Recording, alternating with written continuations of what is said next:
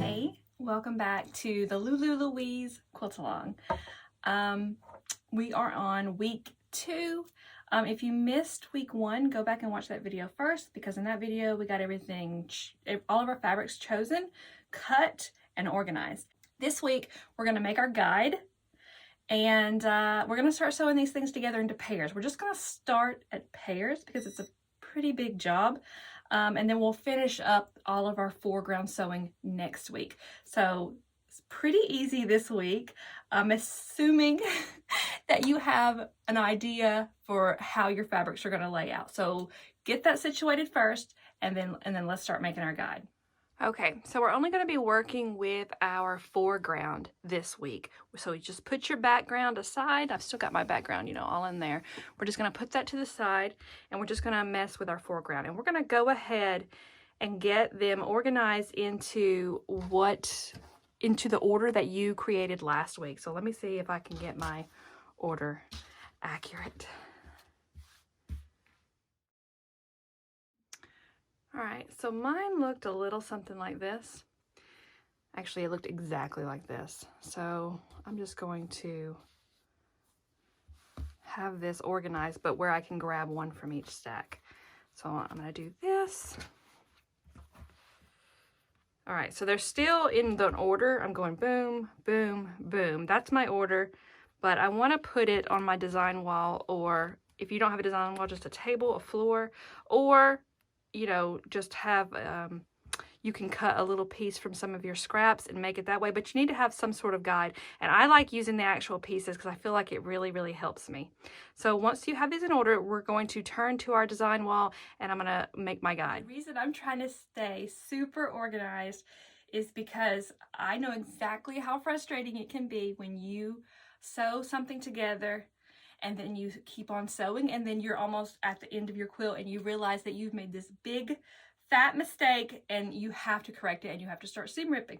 So I don't want that to happen to me. I don't want it to happen to you. So that's the reason I'm doing things like making guides. All right, and most of the time in a quilt, it's sometimes in blocks, of course it matters a lot in blocks, but sometimes if things get a little bit out of order, it doesn't matter. In the case of Lulu Louise, if it gets out of order, you've broken your V, and it matters a lot. So here's what we're going to do. I'm going to put my squares in order in a column, because that's what we're going to be doing, sewing everything in a column. So let me get these on the wall. All right, guide made. So you should have your column ready to go. So this is what your column is going to look like, okay? So whatever you have, this needs to be in a place where it can stay until we're completely done with foregrounds, which should be this week and next week. So that's how long it'll take us to do that. So if you don't have it on a design wall, put it on a tabletop surface that you won't have to move it. Or if you are working with scraps in a book, or you know, little pieces of fabric taped down, pasted down, that works too. But just have your guide made where you don't have to move it until we're completely done. So what we're gonna do is start sewing, and I'm gonna show you how to chain piece these. And if you're new to quilting, chain piece is going to blow your minds. I remember when I first started quilting, I was sewing this piece to this piece, cut thread, this piece to this piece, cut thread. I was like, what have I been doing all this time? And wishing that somebody had told me. So chain piecing is gonna make you more efficient, and things are gonna get done faster, particularly the monotonous parts of sewing. Those are going to just speed right on through. And I like to chain piece with either a book in my ear, or music in my ear, or a podcast, or whatever it is that you listen to. It really just kind of starts flying on by, and before you know it, you've sat there for a couple of hours and you've completely got everything pieced.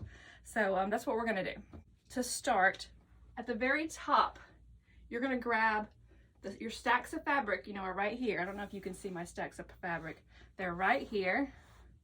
And it doesn't matter now if they're in order or not. Now that we've got this guide, it doesn't matter their position. So now we're gonna grab the top and second fabrics for our quilt. So it's gonna be like this.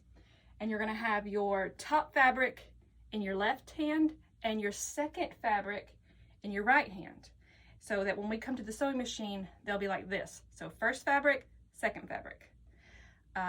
Let's go to the sewing machine. All right, so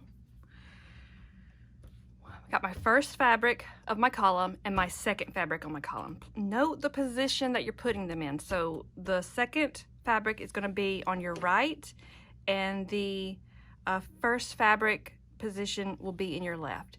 Now we need to think about, I've got these situated the way they were on my guide, so they were like this, but since we're going to be sewing them in columns, we need to turn them this way. So just turn yours 90 degrees. So now my first fabric really doesn't have a direction, so it really didn't matter which way I turned it. But this fabric, if I want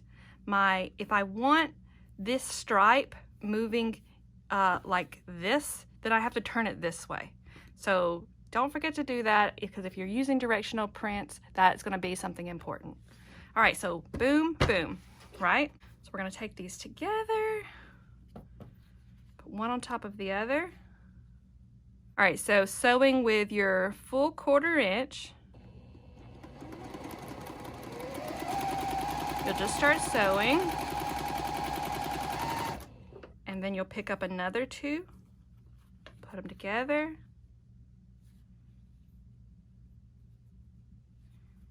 No cutting threads, just sew.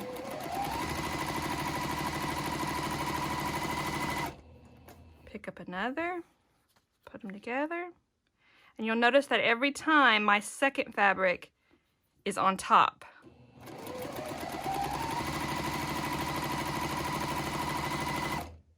And you just keep going. And this is chain piecing.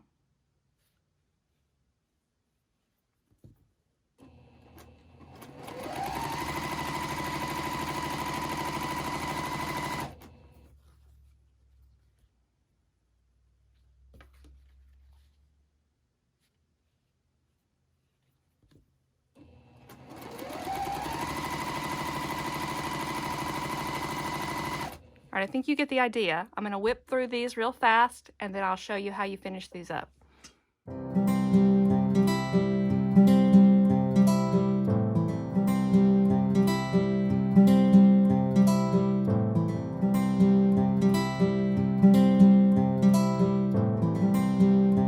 All right, so hopefully this light ain't messing this up. So you can see that I have this really long chain of my squares, and we're going to cut our thread, and then we start taking little snips, and then we just start cutting these threads. Hopefully you can see this. We cut the threads and stack them, and we're just keep in mind that that second fabric is always on top, because sometimes they get a little, so they start flipping, and that's okay, but just make sure that when you put them in your stack, you know which way they're supposed to be. This will just keep you, another thing to keep you organized.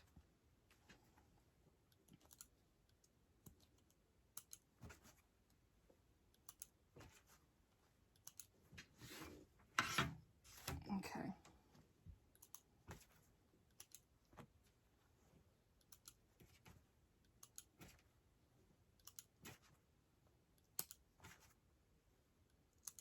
All right.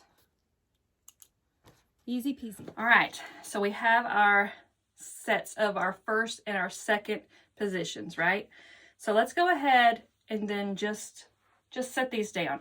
And just also keep in mind that I've got my second position, you know, I've got it set up where it looks like that. I don't want to touch that yet, that guide. I don't want to even sew that first and second together, because I don't want to get anything out of order. I'm going to save that for the very end. All right, but we got a system that looks just like this, and I'm just going to put this off to the side. And now I'm going to grab my third and my fourth position fabric stacks.